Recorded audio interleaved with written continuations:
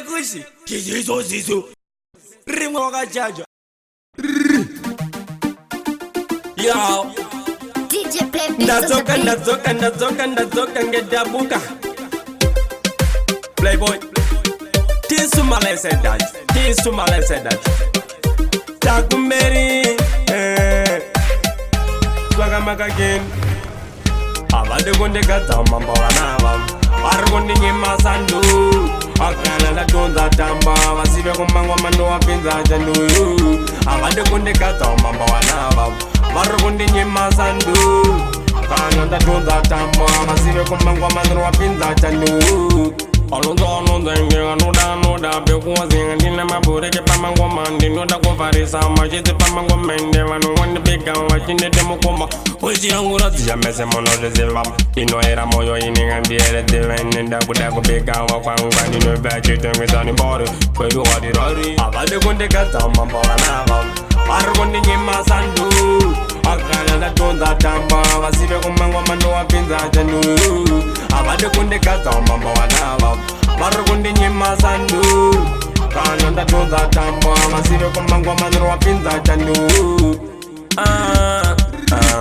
Alula kunditiza weze ndiyama inini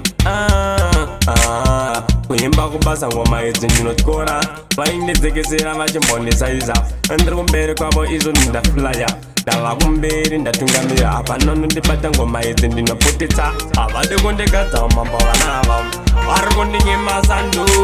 Akana ndatunza tamba Vasive kumangwa mando wapinza chandu Avade kundikadza mamba vanava Varikundi nyema sandu Kana ndatunza tamba Vasive kumangwa mando wapinza chandu Alonso zenga nuda bekuwa zinga dina mabure ke pamango mandi nuda kufarisa majete pamango mende vanu wande bega wachinde demo koma Oji langura tia mese mono reserva Ino era moyo ininga biere divene Ndakuda kubega wakwangwa nino vachi tengwitani bori Kwedu wadi rari Avade kunde kata mamba wanava Warukundi nyema sandu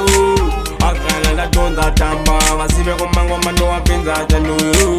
Avade kunde kata mamba wanava Warukundi nyema sandu Kana ndatunza tamba Wasibe kumangwa mando wapinza chandu Yeah, let's welcome back again And the laser again And the teacher, and laser boss again A Playboy